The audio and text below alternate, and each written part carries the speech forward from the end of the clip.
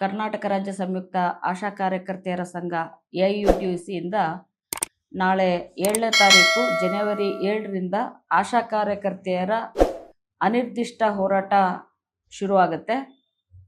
ಕಳೆದ ಹಲವಾರು ವರ್ಷಗಳಿಂದ ಇರುವಂಥ ಬಹುದಿನಗಳ ಬೇಡಿಕೆಗಳ ಈಡೇರಿಕೆಗಾಗಿ ಈ ಒಂದು ಹೋರಾಟ ನಡೀತಾ ಇದೆ.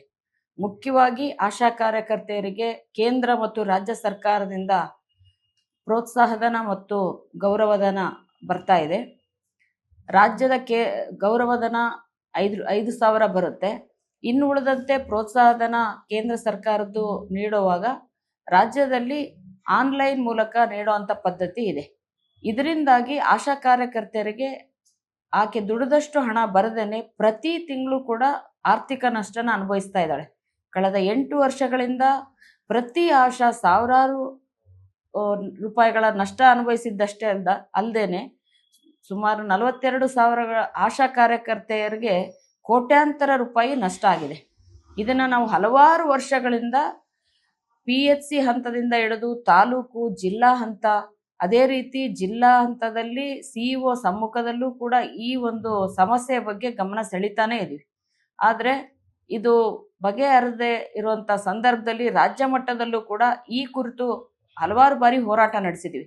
ಇತ್ತೀಚೆಗೆ ಕಳೆದ ವರ್ಷ ಫೆಬ್ರವರಿ 13, 14 2 ದಿನಗಳ ಕಾಲ ಬೃಹತ್ ಹೋರಾಟ ನಡೆಸಿದಾಗ ಆ ಸಂದರ್ಭದಲ್ಲಿ ನಾವಿಟ್ಟಂಥ ಬೇಡಿಕೆಗಳಂದರೆ ಕೇಂದ್ರ ಮತ್ತು ರಾಜ್ಯ ಸರ್ಕಾರದ 2 ಹಣ ಸೇರಿಸಿ ಕನಿಷ್ಠ ಆಶಾ ಕಾರ್ಯಕರ್ತೆಯರಿಗೆ 15,000 ರೂಪಾಯಿ ನಿಗದಿ ಆಗಬೇಕು ಅಂತೇಳಿ. ಅದ್ರ ಜೊತೆಗೆ ನಿವೃತ್ತಿ ಹೊಂದುವಂಥ ಆಶಾ ಕಾರ್ಯಕರ್ತೆಗೆ ಪಶ್ಚಿಮ ಬಂಗಾಳದಲ್ಲಿರುವಂತೆ 5 ಲಕ್ಷ ರೂಪಾಯಿ ಇಡಿಗಂಟು ಕೊಡಬೇಕು. ಹಾಗೆಯೇ ಹಲವಾರು ಕೆಲವೊಂದು ಆಶಾ ಕಾರ್ಯಕರ್ತೆಯರಿಗೆ ಸೌಲಭ್ಯಗಳು ನೀಡುವಂಥ ಬೇಡಿಕೆಗಳು ಇದರಲ್ಲಿ ಸೇರಿರುವಂಥದ್ದು. ಸೊ ಈ ಸಂದರ್ಭದಲ್ಲಿ ಈ ಹೋರಾಟ ಫೆಬ್ರವರಿಯಿಂದ ಪ್ರಾರಂಭ ಆಗಿ ಇಲ್ಲಿವರೆಗೂ ಕೂಡ ನಾವು ಕಾಯ್ತಾ ಇದ್ದೀವಿ. ಯಾಕಂದರೆ ಆ ಟೈಮಲ್ಲಿ ಮಾನ್ಯ ಮುಖ್ಯಮಂತ್ರಿಗಳು, ಉಪಮುಖ್ಯಮಂತ್ರಿಗಳು ನಿಮ್ಮ ಸಮಸ್ಯೆನ ನಾವು ಬಗೆಹರಿಸ್ತೀವಿ ಅಂತ ಹೇಳಿದರು. ಅಷ್ಟೇ ಅಲ್ಲ, ನನ್ನನ್ನು ನಂಬಿ ವಾಪಸ್ ತಗೊಳ್ಳಿ ಧರಣಿ ಅಂತ ಹೇಳಿದರು. ಅದನ್ನು ನಂಬಿ ನಾವು ವಾಪಸ್ ತಗೊಂಡಿದ್ದು ಆಯಿತು. ಇಲ್ಲಿವರೆಗೂ ಕೂಡ ಯಾವುದೇ ಒಂದು ನಮ್ಮ ಸಮಸ್ಯೆ ಒಂದೂ ಕೂಡ ಪರಿಹಾರ ಆಗಿಲ್ಲ. ಈ ಹಂತದಲ್ಲಿ ಜನವರಿ 7ರಿಂದ ನಾವು ಅನಿವಾರ್ಯವಾಗಿ ಅನಿರ್ದಿಷ್ಟ ಹೋರಾಟಕ್ಕೆ ಮುಂದಾಗಿದ್ದೀವಿ. ಈ ಒಂದು ಹೋರಾಟದ ತಯಾರಿಯಲ್ಲಿರುವಂಥ ಸಂದರ್ಭದಲ್ಲಿ ಆಶಾ ಕಾರ್ಯಕರ್ತೆಯರಿಗೆ ದಿಢೀರ್ ಅಂತೇಳಿ ಆರೋಗ್ಯ ಇಲಾಖೆ ಆಯುಕ್ತಾಲಯದಿಂದ ಮೊನ್ನೆ 4ನೇ ತಾರೀಕು ಒಂದು ಪತ್ರ ಬಿಡುಗಡೆ ಮಾಡಿದ್ದಾರೆ.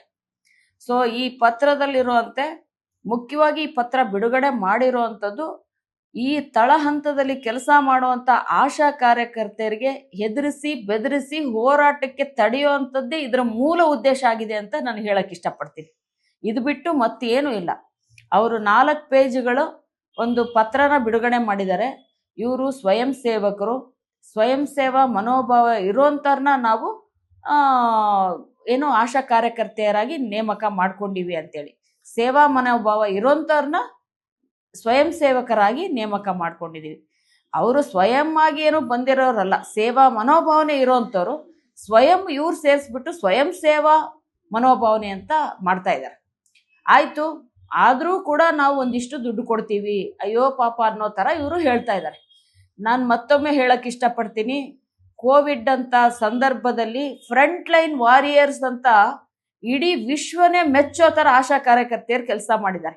ಅಷ್ಟೇ ಅಲ್ಲ, 15-16 ವರ್ಷಗಳ ಅವಧಿನಲ್ಲಿ ಶಿಶು ಮರಣ, ತಾಯಿ ಮರಣ ತಪ್ಪಿಸಿರೋವಂಥದ್ದು, ಮಕ್ಕಳು ಮತ್ತು ತಾಯಂದ್ರ ಜೀವ ಉಳಿಸಿರೋವಂಥದ್ದಿದೆಯಲ್ಲ, ಅದು ಬೆಲೆ ಕಟ್ಲಕ್ಕೆ ಸಾಧ್ಯ ಇಲ್ಲ.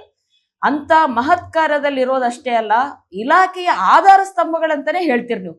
ಆದರೆ ಇಲ್ಲಿ ಪತ್ರದಲ್ಲಿ ಏನು ನಮೂದಿಸಿದ್ದೀರಾ, 2-3 ಕೆಲಸ ಮಾಡ್ತೀರಾ, ನಿಮಗಿಷ್ಟು ಕೊಡೋದೇ ಹೆಚ್ಚು ಅನ್ನೋ ಥರ ಇವತ್ತು ನೀವು ಇಲ್ಲಿ ಬರೆದಿರೋದು ನೋಡಿದರೆ ನಿಜವಾಗ್ಲೂ ಕೂಡ ಪ್ರತಿ ಆಶಾ ಇವತ್ತು ಆಕ್ರೋಶಿತ ಆಗಿದ್ದಾಳೆ. ಲೇಟೆಸ್ಟ್ ಹಾಗೂ ಇಂಟ್ರೆಸ್ಟಿಂಗ್ ಸುದ್ದಿಗಳಿಗಾಗಿ ಬಾಸ್ ಟಿವಿ ಕನ್ನಡ ಚಾನೆಲ್ನ ಸಬ್ಸ್ಕ್ರೈಬ್ ಮಾಡಿ.